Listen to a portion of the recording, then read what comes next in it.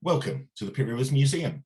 My name is Andrew McClellan, and tonight's live conversation will be delivered by Shalini Ganendra, and is titled Views of Ceylon, Veins of Interest, and is part of our Radical Hope online programme. Just something on Radical Hope. Radical Hope events aim to explore contemporary changes in museums and to reimagine museum practice. They focus on how Western museums have relied on colonial ideas that have hidden or erased the many stories and ways of knowing in favour of promoting one viewpoint. The reimagined museum should be a place that supports all people to share their ways of knowing and tell their stories. This series is led by researchers and global community partners from around the world, and these events are funded by Torch, the Oxford Research Centre in the Humanities. Now, just before I pass over, a little bit about Shalini. Shalini Ganendra is an Associate Academic of the History of Art Department and Research Associate at St Catherine's College. Her research focus is early colonial photography of Ceylon. Shalini read law at Cambridge and practiced in New York before transitioning into the culture sphere, where she's evolved over 2 decades, developing exhibitions and collections, interdisciplinary programming and publication. She's Sri Lankan born with a long-standing interest in photography, image and identity. We welcome her to speak about the focus of investigation during her visiting fellowship at the Pitt Rivers Museum, the Views of Ceylon album and more. Shalini, over to you. Thank you. Thank you, Andrew. Welcome all. I think, can everyone see that? Is that clear? That is clear, yes. Right, okay. Well, welcome all. Again, thank you, Andrew, and the Pitt Rivers Museum for this wonderful invitation.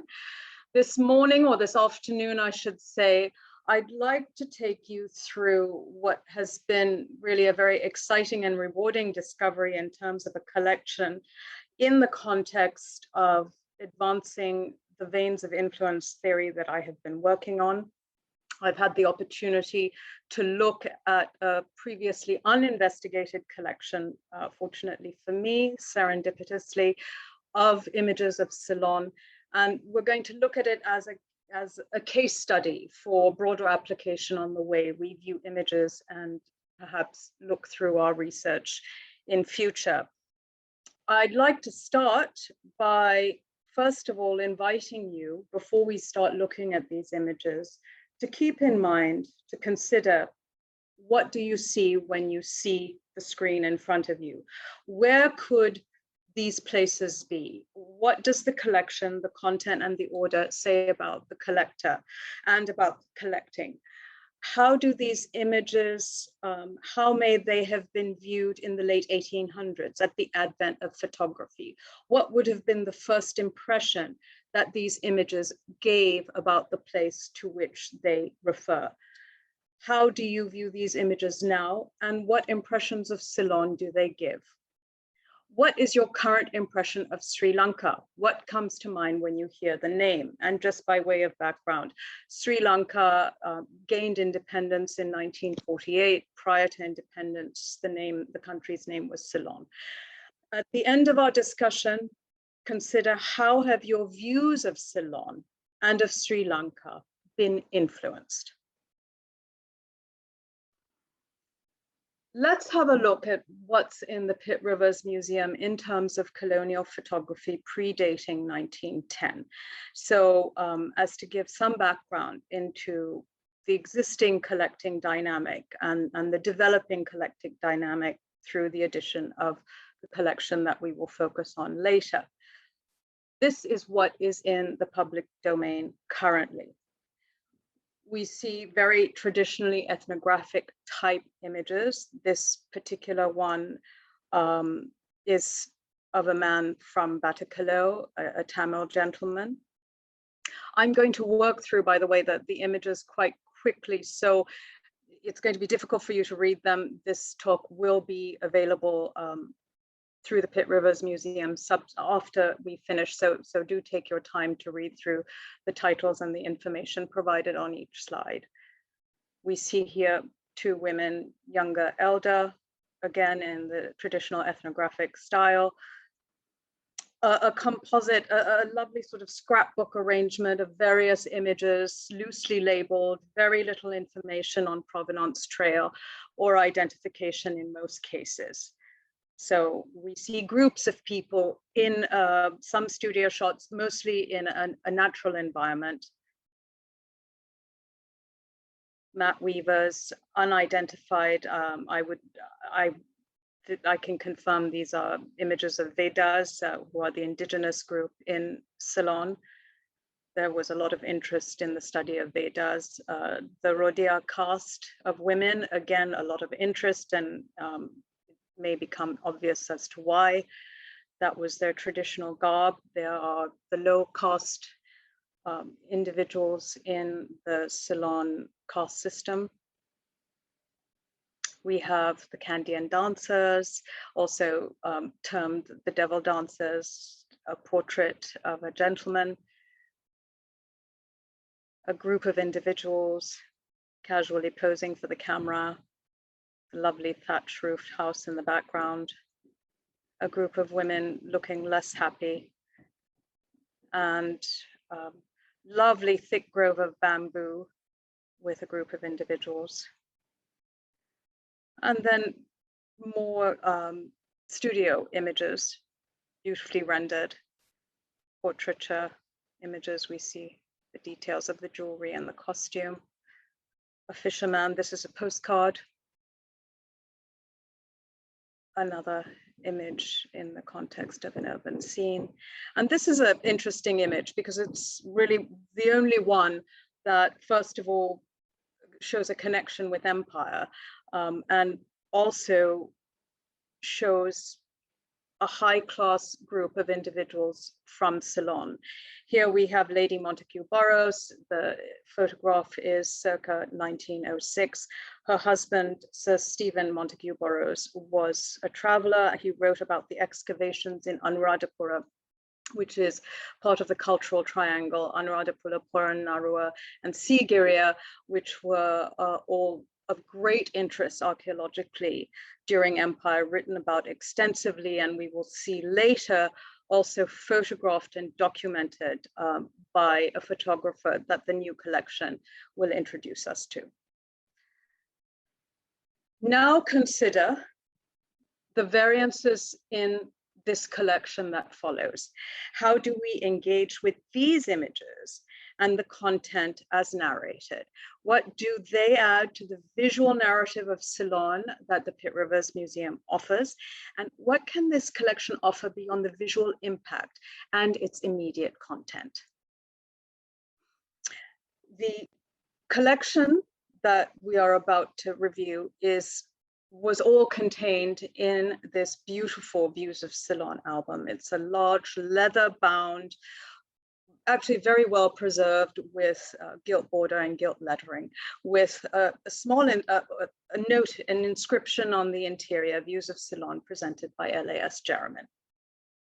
Now, the provenance trail of this collection is unclear before 2010. It came into the PRM collection in 2010 from the School of Geography Library. But prior to that, we do not know how it came to be from LAS Jermyn into the Oxford University enclave.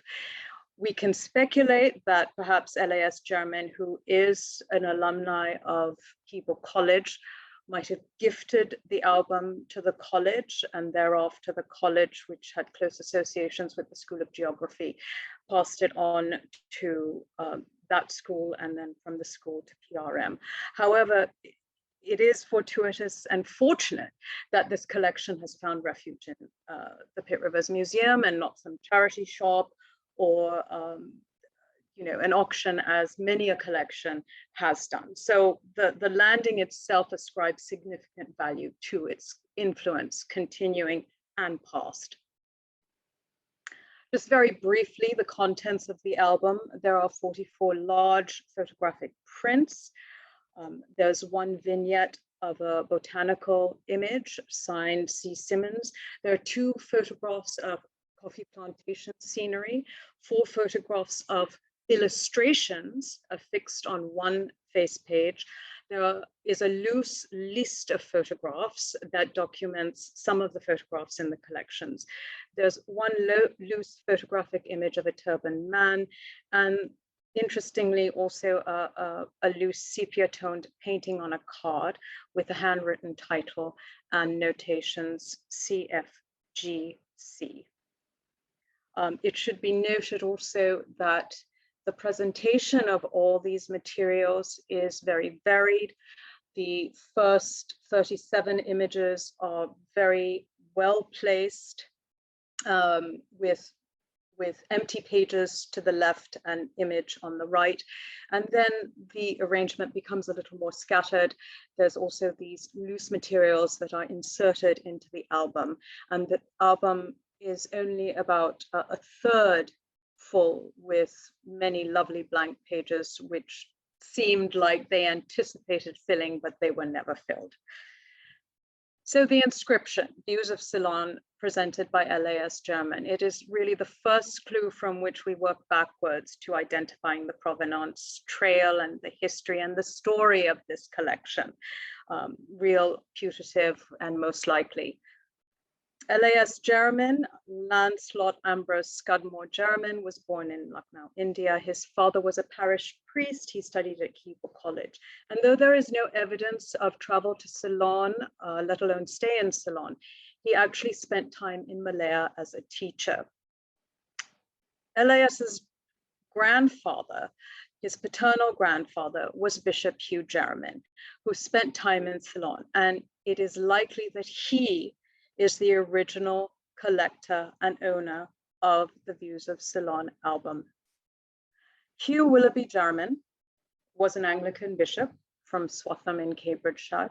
He was educated at Westminster and Trinity Hall, Cambridge, which actually happens to be my college quite by chance.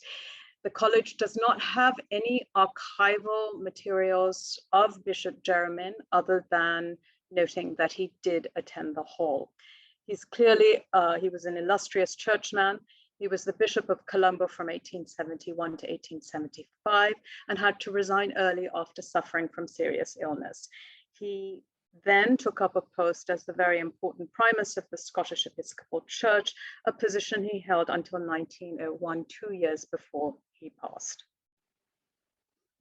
He is a celebrated bishop, and his tenure in Sri Lanka or Ceylon is documented in the history of the Diocese of Colombo, the centenary edition. He is noted for his very hard-working, fastidious, generous tenure as bishop.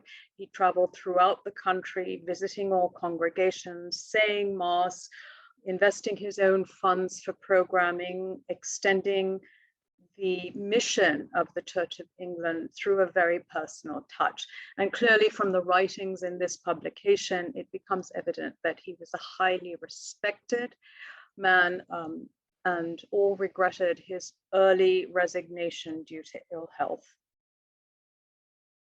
So I think that all these materials support the conclusion that Bishop Jermyn was an influencer by virtue of the great influence he would have imparted. His influencer status would have come through his leading position in the powerful Church of England.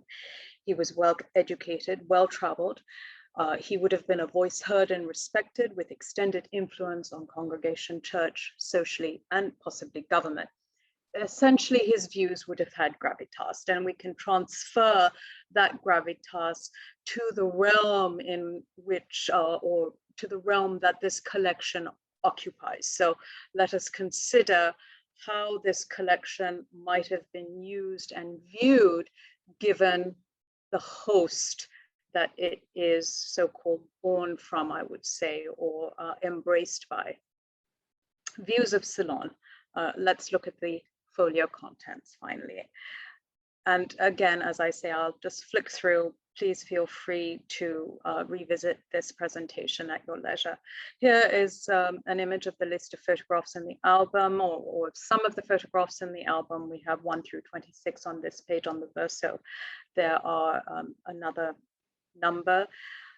The photographs are not identified. The photographer is not identified, but on the list there is reference to a J. Lawton. And just we can connect now some images in this album with images elsewhere. In particular, there is an album in the Princeton University collection, also called Views of Ceylon, with a very similar construct in terms of the aesthetic of the album. And in that album, there are duplicate photographs, some duplicate photographs of the photographs found in the Jermyn Folio. Who was Joseph Lawton? A very famous photographer. His work, at least, is very, very famous. He was commissioned by the government to do an archaeological survey. So what he is most renowned for is photographs of the ruins of Ceylon in that cultural triangle, Anuradhapura, Polonnaruwa, and Sigiriya. Interestingly, for being so famous, there's very little biographical information on him, though we do know that he operated in Ceylon between 1866 and 1872. So really, his photographs have become his legacy. We do not know when he was born. We do not know when he died. We have passing reference to his death made by the chair of the Royal Asiatic Society in Ceylon in minutes of the meeting sometime in 1874. So we know that Lawton would have passed before then. Now let's look at the contents of the collection. I have separated it just for convenience in terms of clusters, and the clusters vary, as you will see, based on the actual material content as well as the aesthetics, and perhaps also distinguished by time as well as location and geography. Here we have the first cluster. These are all images by Lawton. Lovely scenic views of Kandy, which is a hill country, hill city. It's formerly the kingdom and the center of Ceylon. Have lovely views. This is the most important Buddhist temple in the country, which is called, it's colloquially known as the Temple of the Tooth, and it houses the Buddha relic. There is the Perahara, which is celebrated annually, celebrating those anniversaries related to Buddhism, and it continues as the mainstay of Buddhist worship. Here we have the Kandy Lake, these lovely scenic views. Again, the Kandy Temple. We have a lovely little bungalow occupied, it's Fairyland Bungalow, occupied by a British expat. Foliage, river, different views. This is Norelia, which is a tea and coffee. It's another beautiful hill station, cool climate. The Mahavali Ganga, which runs through the country, now currently used for hydro. It's a very powerful symbol of growth. And here we have, interestingly, the 2,000-acre Rothschild's estate, which was started around 1840, not by the Rothschild family, but by cousins of the Rothschilds, the de Worms. And we can speculate that the Rothschild's name was used with permission for better branding, or maybe the Rothschilds might have invested in the venture, but the real leaders of this estate were the de Worm brothers. And it started off as a coffee plantation and then transitioned to tea after 1869, at which time the coffee industry suffered greatly in Ceylon and was essentially eradicated by a coffee plague. We have roads cut through rock. Another bungalow. This is a Ramboda rest house, which is where Bishop Jermyn may well have stayed during his sojourn. These are government rest houses which were dotted throughout the country and remain dotted throughout the country, where one can stay en route. And here we have the roads that have been cut out. Now, realize also that part of the empire narrative, of course, was the development of infrastructure. So we have colonial engineers coming in to create roads and bridges, to build construction, to facilitate the flow of economy and movement through the country. Have another lovely scenic view.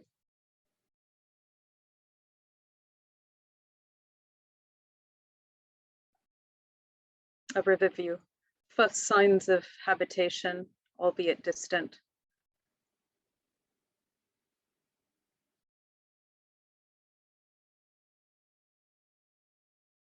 Here we have another road going across the falls. And this is really a devastated coffee plantation. We can conjecture that perhaps it's a clearing after the fungal virus attacked the coffee plants, and again,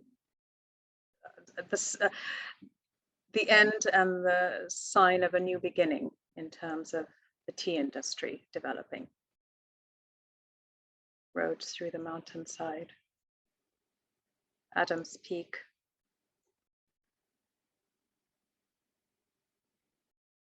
And this wonderful singular tall talipot palm, which has fascinated illustrators as well as photographers during this period of empire. And we'll see it appear actually 2 more times in this collection and then beyond. There's a view of Colombo City, Galface, which is one of the central areas, and the main Hindu temple in Colombo, which is in Lawata. It still stands today. And the interesting connection with regard to these places of worship would be that the Hindus and the Buddhists were the congregations and the groups who would have been the focus of missionary work in order to convert them to Christianity. And indeed, they are the Christians in the country today. So having sight of the original indigenous places of worship would have been relevant to the missionary discourse. Railway tracks, railway, rivers. Lovely waterfall, very dramatic, Ramboda. Again, scenic views. Very picturesque, very Eden-esque, a bridge over water.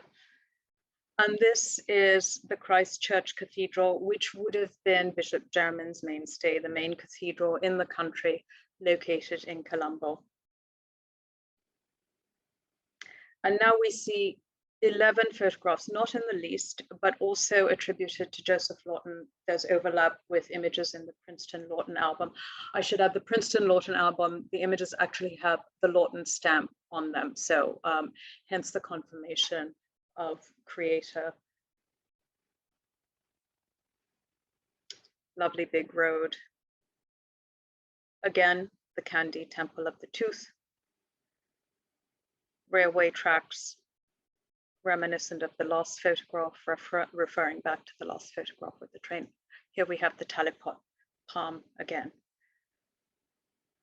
Wonderful picturesque scenic view, river, waterways, cleared coffee plantation, again, the Kandian temple, a fern,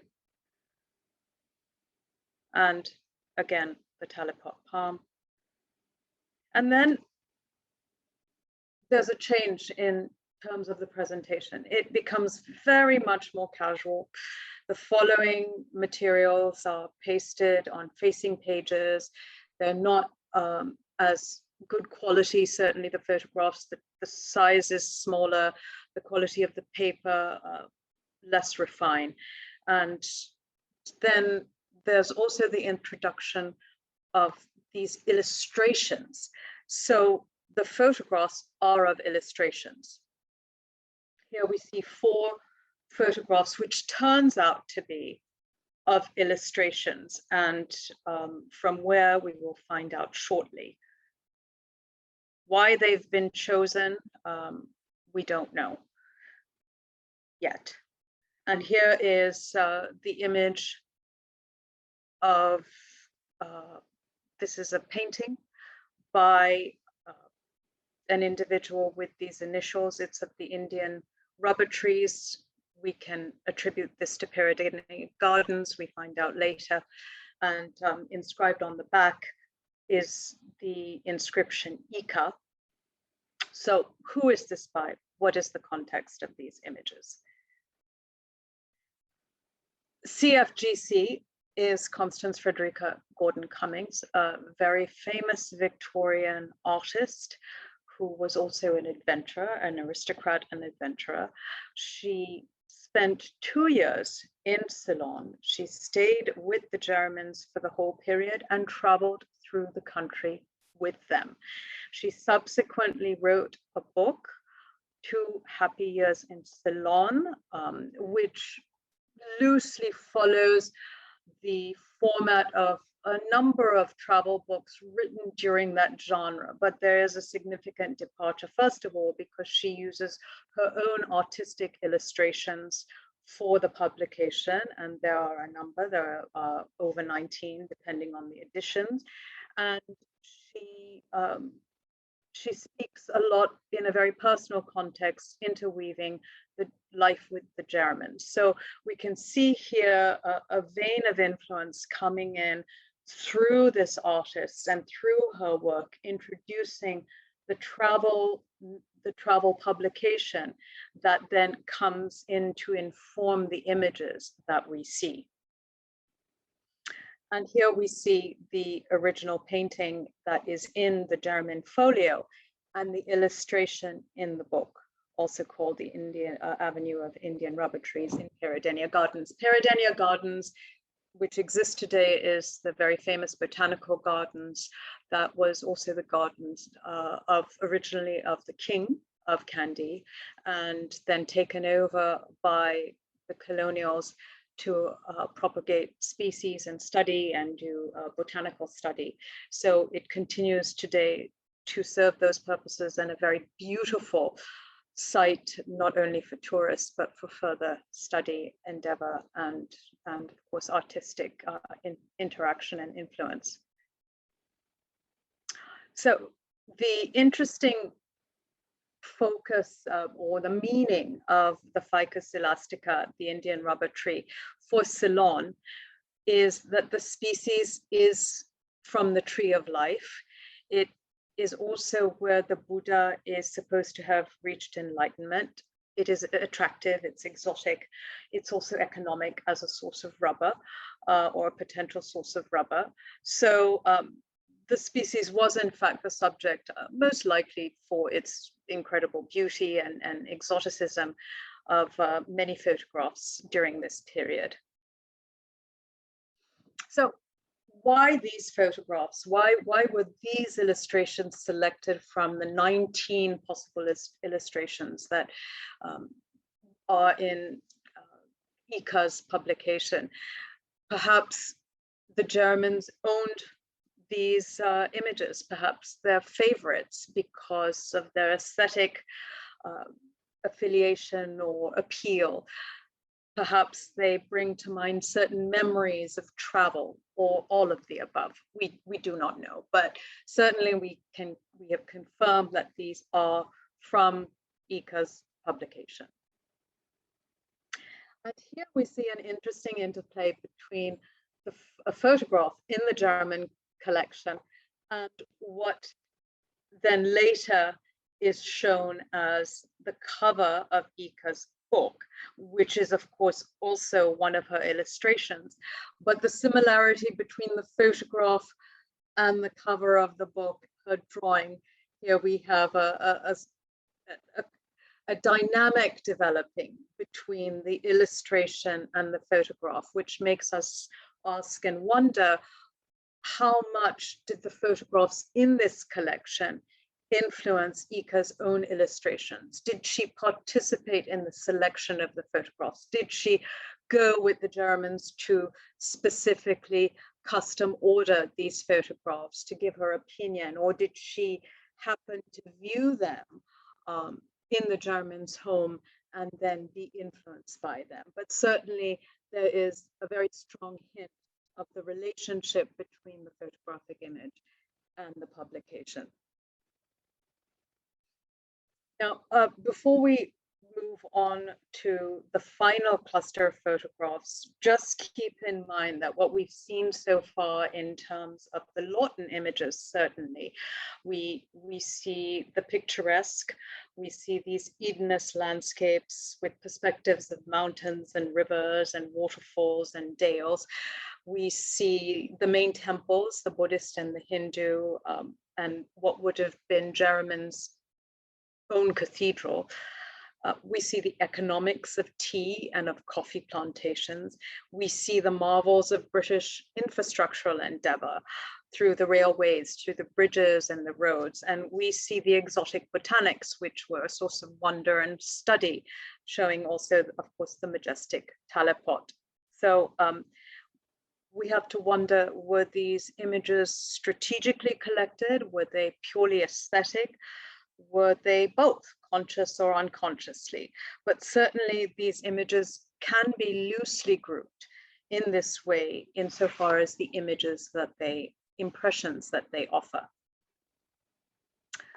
Then we have the last cluster, which definitely is arranged in much more of a scrapbook dynamic, very casual, mixed photographs and postcards with the possible introduction of a new geography and a new generation. No explanations are given.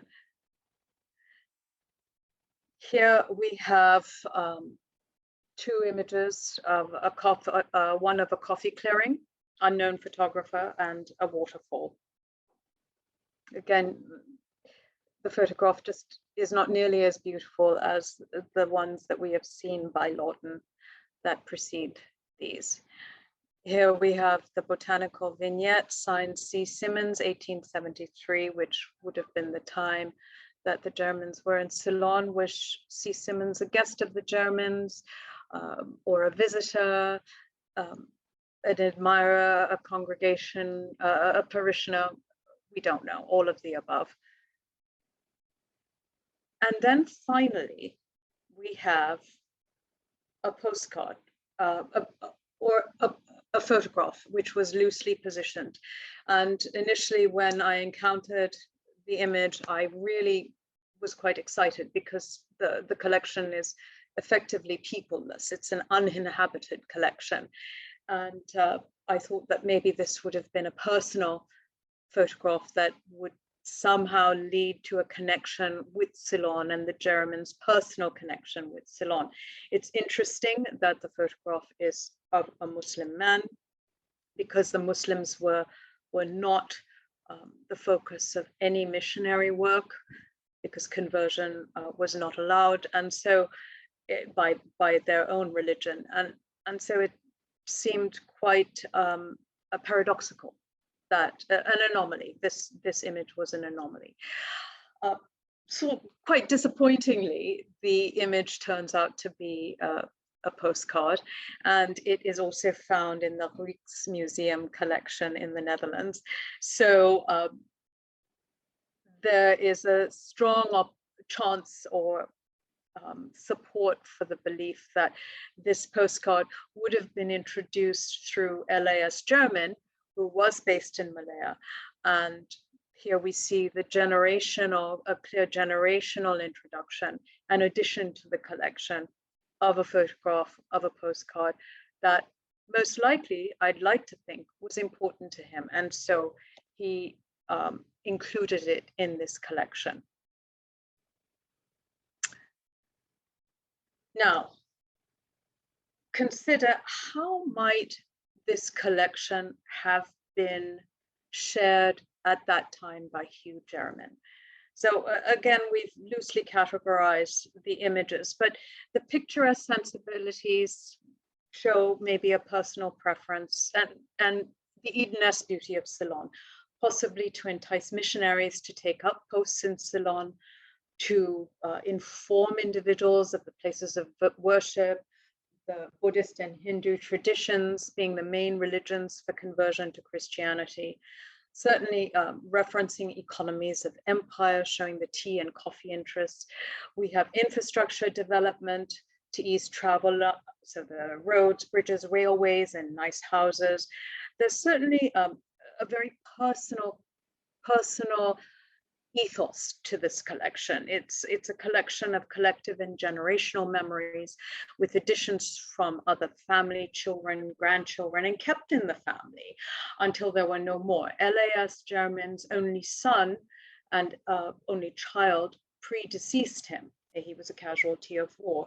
So this collection really becomes a testament to personal memories of travels and encounters, giving a visual impression of Ceylon, which is exotic and civilized, but also barely habitable or habited.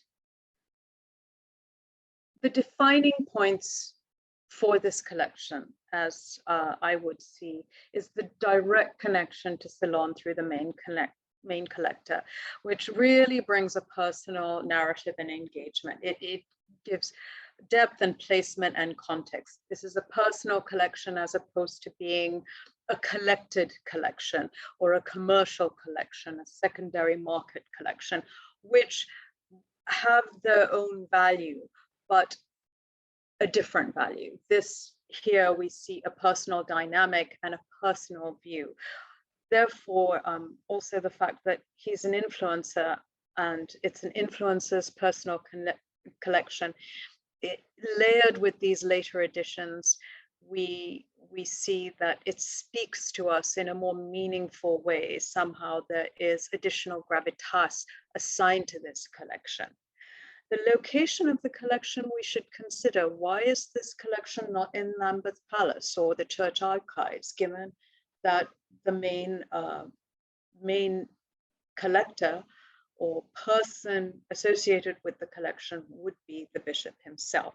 I would assert that it is because of the personal value of the collection. So the collection was kept in the family generationally and only given away after the line ends. And now, fortuitously, it is in a public collection and has come into the public domain after nearly 150 years. So let's consider the veins of influence, which is really the idea that I am developing through this research, using Ceylon as a case study, but the concept is, of course, very extendable through all areas of research and not just limited to the image. But if we look at the veins of influence here, let's look at the photographs and the collection materials. We need to consider them, the image connections to ecology, horticulture, plantations, economy, infrastructure, and worship, the aesthetic preferences of the period that are shown through these photographs. Lawton was, after all, a commercial photographer. He photographed images that he thought would sell and cater to a tourist market. These were the picturesque images that appealed to the colonials and actually came back to Britain. The collecting dynamics, we need to consider the individual, the familiar, and of course the commercial as just described. The individuals in the collection, the faces of the collection, Hugh Jermyn, L.A.S. Jermyn, Constance Gordon Cummings. The Church of England, surely, and the religious practice and endeavors of the church. Buddhism and Hinduism, the interface with Christianity and missionary work. We need to consider the intersections of photography with drawing, of illustration, and the cross influences. travel writing, of course, and the impact of those words on these images and how they give added life and vice versa. We have to consider that dynamic synergy, the connection to Malaya through the introduction of the postcard, the Muslim migration connecting Malaya and Ceylon, perhaps. That is another vein that should be considered, and the postcard may reveal more specific identification about the figure featured. The collection, where is its home now? It's in the PRM. So let's consider institutional collecting dynamics and exhibition. And of course, in the future, very importantly, the contemporary presentation to further influence, growing new veins to inform views of Ceylon and the way we look at image, the way we see. So here we see the collection's own life and dynamic, the intersection with and influence on other veins that inform and grow understanding and impact. And as such, the developing thesis for the veins of influence is simply this. It has developed during the course of this research as a concept to remind and a practice to follow, that with research of any material, encouraging the identification and investigation of influences on, from, and intersections with the considered material brings to light symbiotic dynamics. The idea also denotes the fluid nature of materials and the often unexpected, valuable life they may bring, and that is brought to them through such veins. Essentially, veins of influence remind us that these wonderful collections actually have a life, a throbbing life of their own that is waiting to be discovered. And so into the contemporary, this is what I ask you. Having seen these images, what are the perceptions now that you have of Ceylon then and Sri Lanka now? Are we better informed? Are those perceptions better informed? And should we go beyond the initial glance? So I would say we most certainly will, and I will certainly be doing that, to continue giving veins of life to the collection and its continuing narrative. These are questions which we will discuss a little later. Where does the Jermyn Folio belong? Is the PRM the correct repository? And then finally, I'm going to show you this and ask you to guess what it is later. And I thank you all for your kind time and patience. Thank you so much, Shalini. That was absolutely fascinating and brought all sorts of questions to my mind. And there is a question in the Q&A. I have been fortunate enough to visit Sri Lanka on 2 occasions, most recently 1997, so some time ago. And thinking about that and also looking at these historic photos got me thinking, how far do photos like these in Western museums, how far do they come to define a perceived truth about Ceylon? Is it Ceylon through the colonial lens? It must be. Is this an idealized country rather than a reality? And if so, how can we know the reality? Well, I think that this whole exercise, Andrew, this whole exercise is exactly pointing to that question. And what it is doing through the investigation of veins of influence is actually making that image more informed.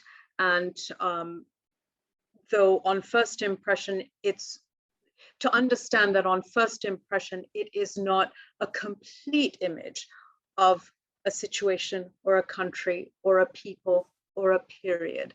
And so that there are questions that need to be asked and investigated to actually embolden that vision of a country before we conclude on what, or conclusively comment on what a certain period was or defined by.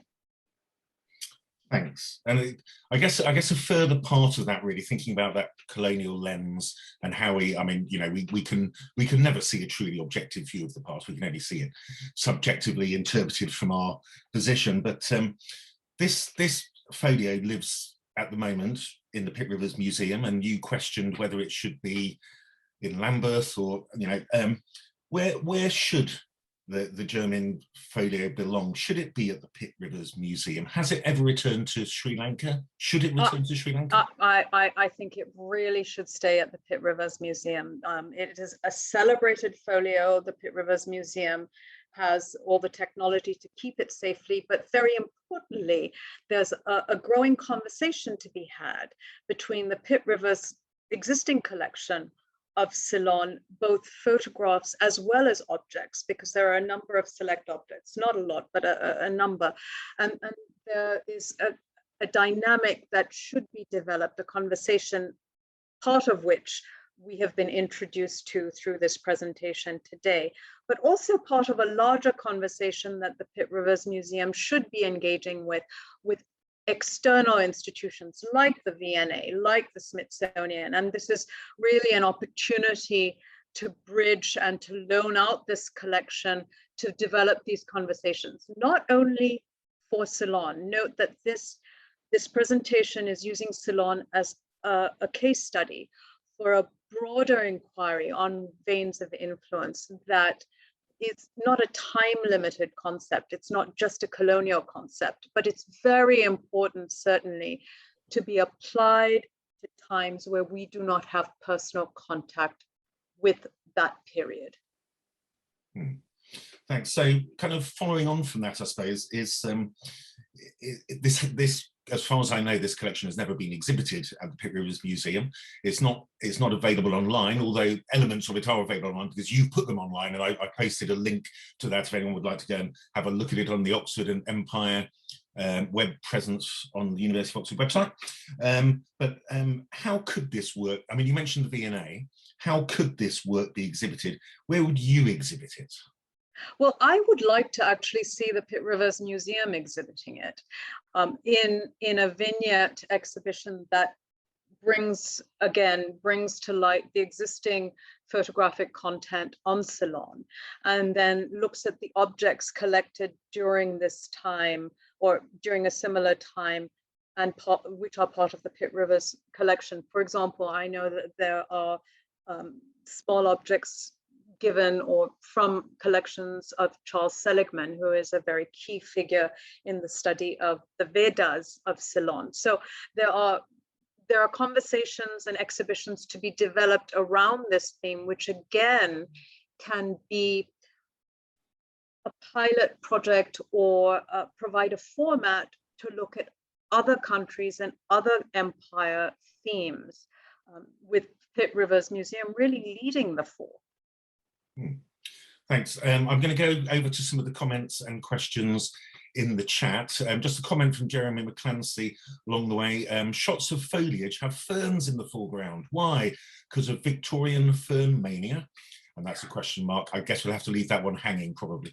Yes, I know. It's one of the more curious images. Let's put it that way. Right. Okay.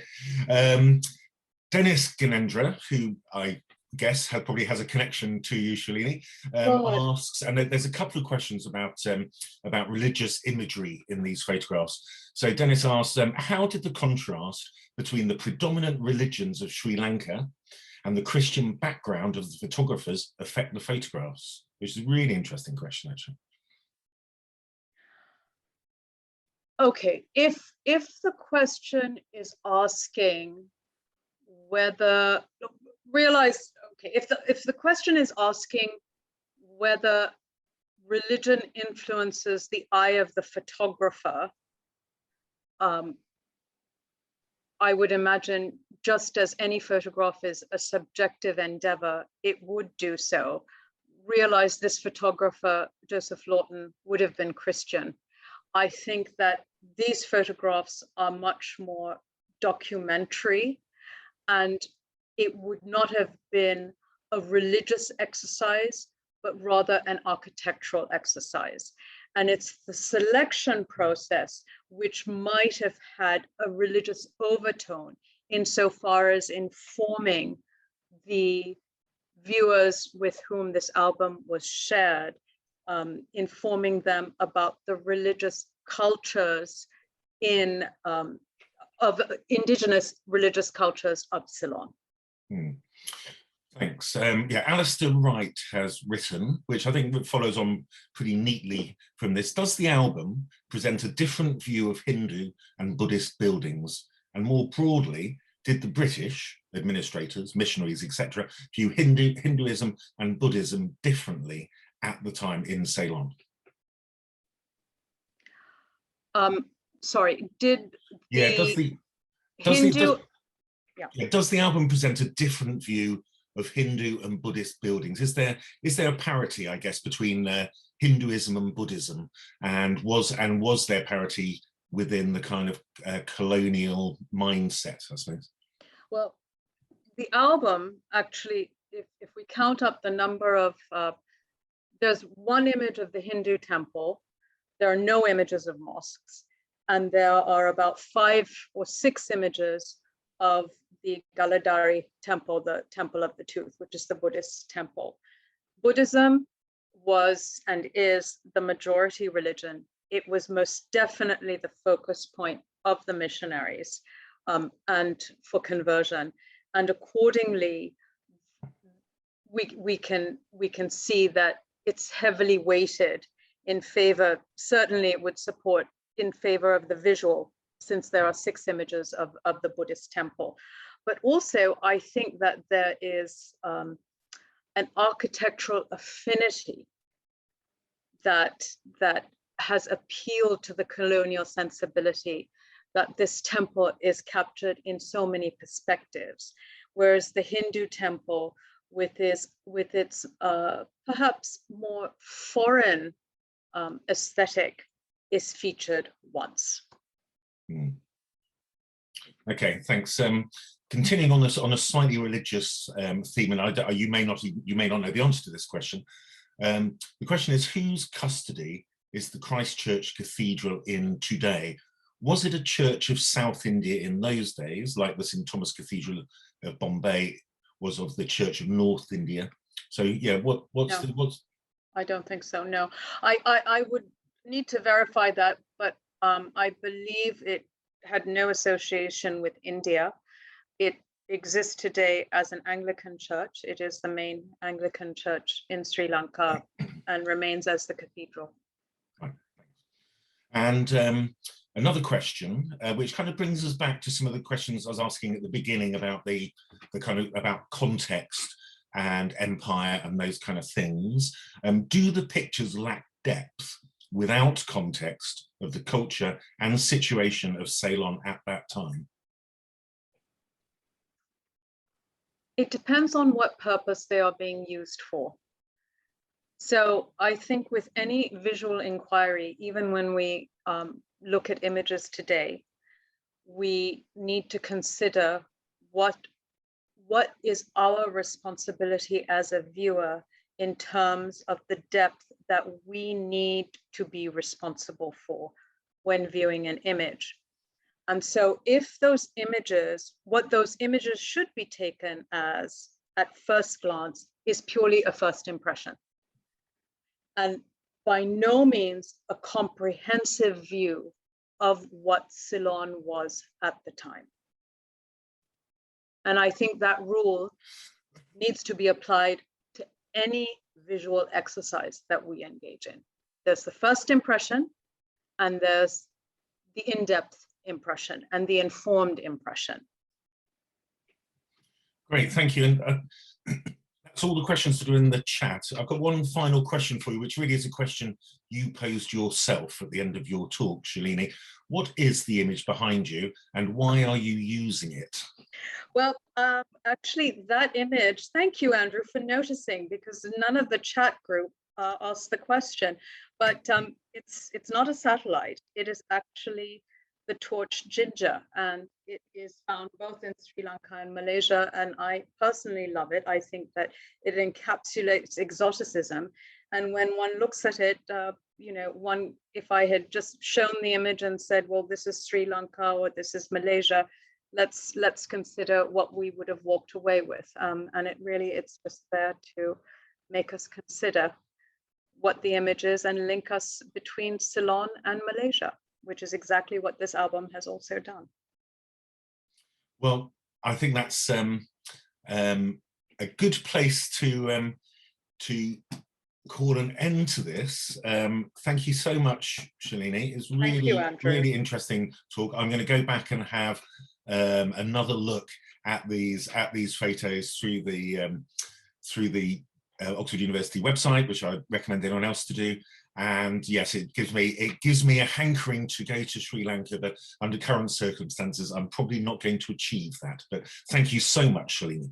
And thank you to everyone. Thank you very much for your time.